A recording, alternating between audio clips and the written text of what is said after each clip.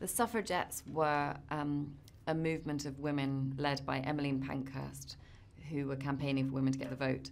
And women had campaigned quite politely for about 40 years before this happened. And Emmeline Pankhurst decided that the inaction wasn't working and that they needed to start doing things. And so I play a working class woman who lives in London in Bethnal Green and works in a laundry, who starts the story very apathetic and not interested and apolitical, and then sort of gets swept up in the suffragette movement.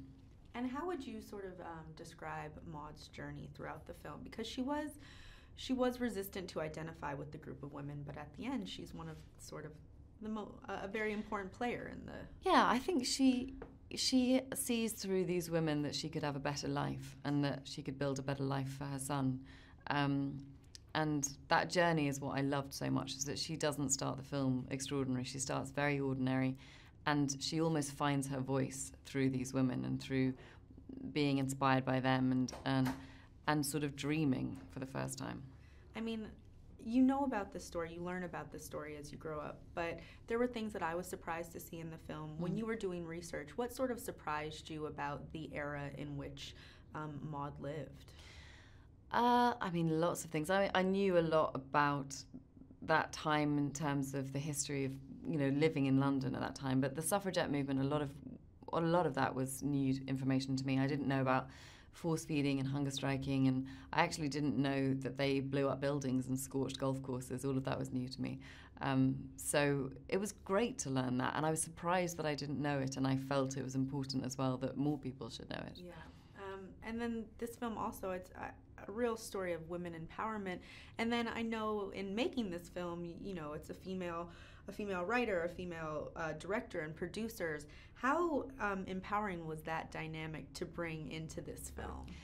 I think it was exciting. It just felt, we felt that the story was so overdue being told, and that it had taken 100 years to tell this story. And you look at the sort of Hollywood today, and any kind of major event happens, and the next day there are about 30 people writing a script about it, and everyone's trying to play the part in the biopic, the life rights of whoever. And this story about our basic civil rights has never been told, and that just seems so crazy. So as a group of women, we felt privileged to be the ones to get to finally do it, and excited to do it. And I heard that you recommended Meryl Streep for the role? My mum recommended Meryl Streep, yeah.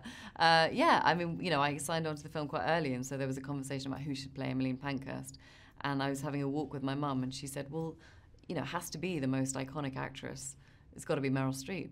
And I told her that was ridiculous, that we would never get Meryl Streep.